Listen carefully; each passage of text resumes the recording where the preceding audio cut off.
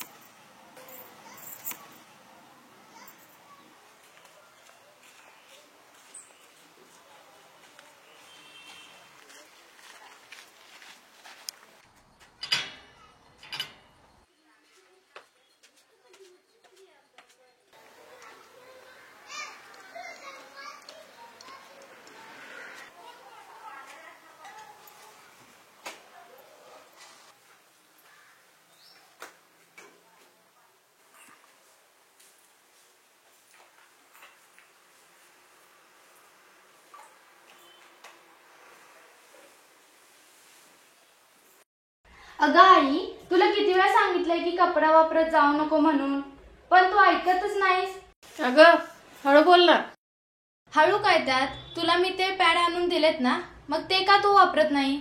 अगं केवढ्या मोठ्याने बोलतेस, हळू ना. अगं पण आई, तुला एक प्रश्न विचारू का? तो देवारा का झाकलाय? बर झाकलाय तो झाकलाय, पण का झाकलाय हे तरी तुला माहित असेल ना. अगं आई थांब, तुला सांगते. हे बघ, पूर्वीच्या काळी मंदिर परिसरात घनदाट जंगल असायचं आणि जंगली स्वापंद्याचा वावर जास्त असायचा. मासिक पाळी दरम्यान होणाऱ्या रक्तस्रावाच्या वासामुळे जंगली प्राणी हल्ला करण्याची शक्यता असायची, कारण आजच्यासारख्या सुविधा तेव्हा नव्हत्या. म्हणून मासिक पाळी दरम्यान महिलेने मंदिरात प्रवेश करू नये असे सांगितले जात होते. तुम्ही आजकालची पोरं खूप हुशार झालाय, पण सगळ्याच गोष्टी बाळा तुला नाहीत कळणार. इथे प्रश्न फक्त देवपूजेचा नाहीये. आमच्या वेळी या 4 दिवसात आम्ही बायका आमच्याच घरचं पाय पुसणं बनून राहायचो. पिरियडच्या वेदनेपेक्षा एकटेपणाची वेदना जीव पिळवटून टाकायची. वेगळं दिलं जाणारं जेवण कधीच गोड लागायचं नाही. या काळात साजरे होणारे सण समारंभ आमच्या विना शुभ मानले जायचे.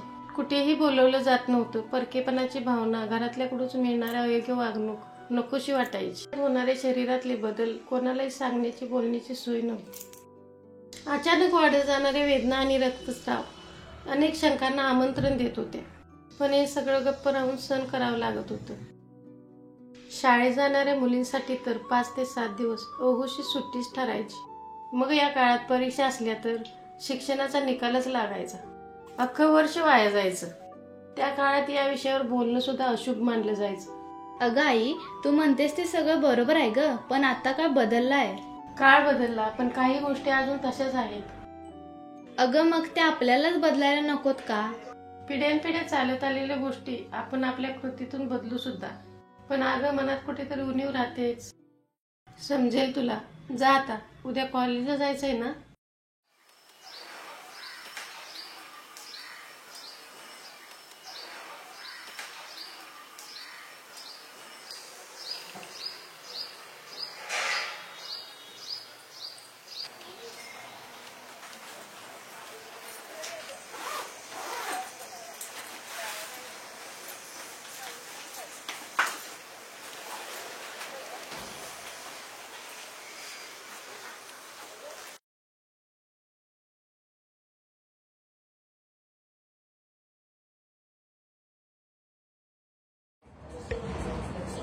Today we are going to study what is menstrual cycle.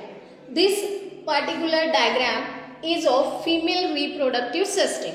See, these two are ovaries. From one of the ovary, nearly at the 14th day, one egg is released, and this egg, it starts journey towards the fallopian tube. It remains there for 2 days. If a sperm enters from vaginal passage, it meets to the egg and the egg gets fertilized. It means the female is having pregnancy. If the egg is not fertilized, then it travels to this uterus and it gets broken over there. When it gets broken, nearly at the 28th day, this lining, endometrium lining and the broken egg starts shedding through the vaginal passage. And this particular passing of this endometrium layer is called as bleeding, and this is only called as menstruation cycle. The bleeding remains nearly for 5 days. This is called as normally as periods किंवा त्याला मासिक पाळी असं म्हटलं जातं. तर यामध्ये काय होतं की प्रत्येक स्त्रीच्या ओटीपोटामध्ये दुखतं, त्याचबरोबर तिच्या कमरेत दुखतं, त्याचबरोबर तिच्या पायांमध्ये सुद्धा गोळे येतात, तिला वीकनेस जाणवतो. आणि यामुळं होत असतं काय की ह्या सर्व स्त्रियांना एक हार्मोनल चेंजेस सुद्धा झालेले असतात आणि त्यामुळं त्यांच्यामध्ये मूड्स जे आहेत त्यांचे तर ते स्विंग होतात. म्हणजे पटकन राग येणं, चिडचिड करणं ह्या गोष्टीसुद्धा त्यांच्यामध्ये होत असतात. त्याचबरोबर त्यांना अन्न किंवा जेवण खाण्यामध्ये रुची जाणवत नाही. आणि यालाच आपण म्हणतो की मेन्स्ट्रुअल सायकल किंवा पिरियड्स हे जे 5 दिवस आहेत, तर या 5 दिवसांमध्ये प्रत्येक महिलेला असं वाटत असतं की तिच्या फॅमिली मेंबर्सने तिला समजून घ्यावं, तिला सपोर्ट करावा, तिला मदत करावी. आणि त्यामुळे Excuse me, ma'am. Yes. Can I go to washroom? Yes, go.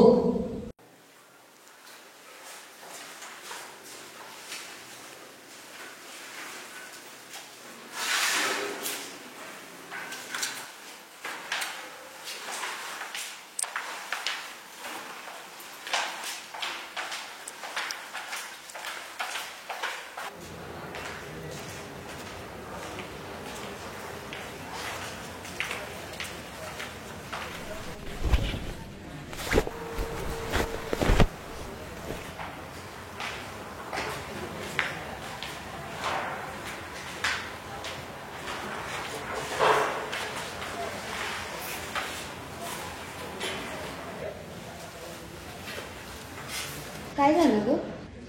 अगं घरी पॅड आणून ठेवलेलं ते बॅगमध्ये ठेवायचं विसरलंच. मग आता ग? आता इथून मेडिकल पण खूप लांब आहे.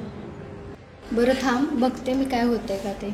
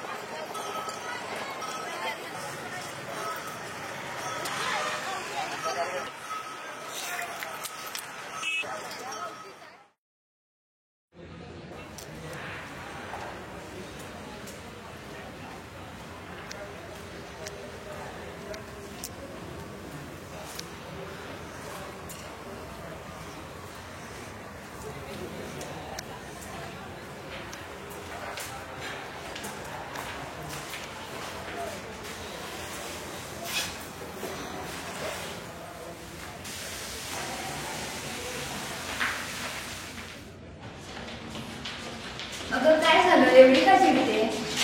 प्रवीणला तूच सांगितलंस ना हे? चांगला मित्र आहे ना तो, मग तुला असं का वाटतंय? अगं पण काय गरज होती त्याला सगळं सांगायचं? आपल्या पण बघितलं असतं ना सगळं. पण मला हे नाही आवडलेलं. बरं ठीक आहे, पण आता तू शांत हो.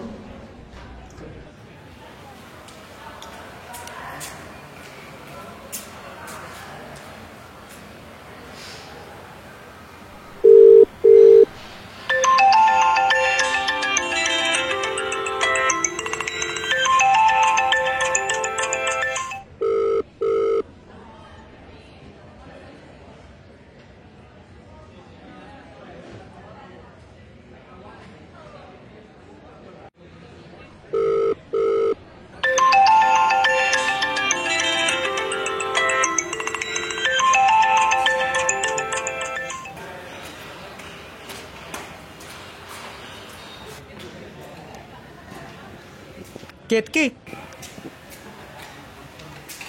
बरं झालं भेटली. अगं साक्षी कुठं आहे? ती माझा कॉलच रिसीव्ह करत नाही. सकाळपासून मी ट्राय करतोय. अरे मी तुला सांगणारच होते, ती सकाळपासून खूप डिस्टर्ब होती. जेव्हा मी तुला पॅड आणायला सांगितले तू ते आणून दिलेस, हेच तिला आवडलं नाही आहे. अरे ती माझ्यावर सुद्धा रागवली आहे. लॅबमध्ये एकटीच रडत बसली आहे, त्यासाठी मी तिला पाणी न्यायला आले होते.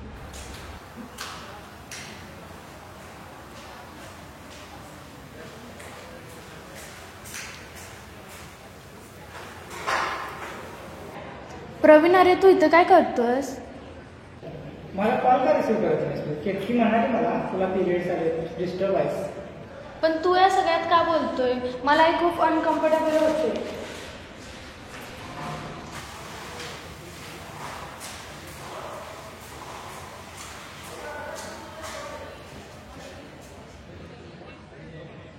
बेस्ट फ्रेंड म्हणतेस ना मला तू, मग तरी हा ऑकवर्डनेस कुठून येतो? आणि एवढं काय झालेलं नाही की तू एवढी डिस्टर्ब व्हावीस. आणि मुळात हा मुद्दा आपण एवढं सायलेंटली का बोलतो? आणि तूच म्हणतेस ना की पिरियड्सबद्दल बोललं गेलं पाहिजे, आणि आज तू एवढी वेगळी वागत आहेस. अचानक काय झालं काय समजेना. अरे तू म्हणतोयस ते पटतंय मला, पण मनातून थोडं वेगळंच वाटत आहे. यात वेगळं वाटण्यासारखं काहीच नाही. आणि हे मी तुला सांगतोय याचंच मला आश्चर्य वाटते. हे सगळं तुला माहिती आहे. माहिती आहे रे, पण ते म्हणतात ना की काही गोष्टी स्वतः जवळून अनुभवल्याशिवाय त्याचं गांभीर्य समजत नाही. असंच आज माझं झालंय बघ. तुझंच नाही, असं अनेकांचं होऊ शकतं. कारण पिरियड सारख्या साध्या आणि एवढ्या महत्त्वाच्या विषयाचा आपल्याकडे काय तर एवढा मोठा इश्यू असल्यासारखं वातावरण निर्माण केलंय की त्याबद्दल बोलायचं तर लांबच, पण साधं पिरियड्स किंवा मासिक पाळी अशा शब्द उच्चारताना सुद्धा आपल्याकडे लाज बाळगली जाते. आणि हे सर्व आपल्यासारख्या तरुण मुलामुलींनीच बदलायला हवं. त्यासाठी तुम्ही मुलींनी सुद्धा याबद्दल जनजागृती करणं गरजेचं आहे. हो रे. अरे कित्येकदा साधं सॅनिटरी पॅड विकत घेताना सुद्धा आजही मुली घाबरतात. गावाकडे तर याहून वाईट परिस्थिती आहे, पण हे सर्व बदलायला हवं ना. नक्कीच बदलेल. आणि असेही दिवस पाहायला मिळतील जिथे आई आणि मुलगी पिरियड्सबद्दल संवाद साधतील. नवरा बायकोंमधला जिव्हाळा वृद्धिंगत होईल. आणि सगळ्यात महत्त्वाचं म्हणजे एक मैत्रीण तिच्या जवळच्या मित्राशी पिरियड्सबद्दल बोलायला लाजणार नाही किंवा शंका ठेवणार नाही. हो नक्की.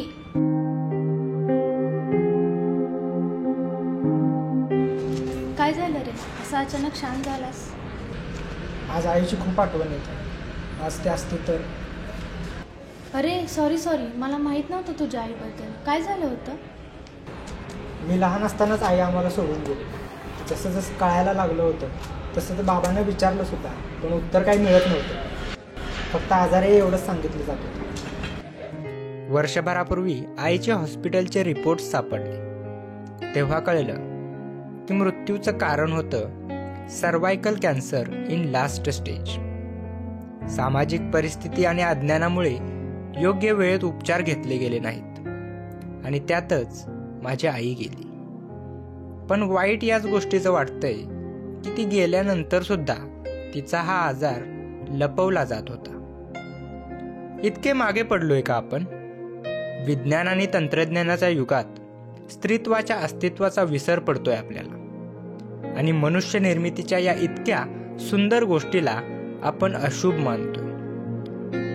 याच अज्ञानाच्या अंधारात आज कोणाची तरी आई, कोणाची तरी बहीण, मैत्रीण, बायको वाट शोधत आहे. त्यांना वाट दाखवणे हे आजच्या तरुणींनी जाणले पाहिजे. मग पहा तिचे हे 5 दिवस कसे आनंदाने पूर्ण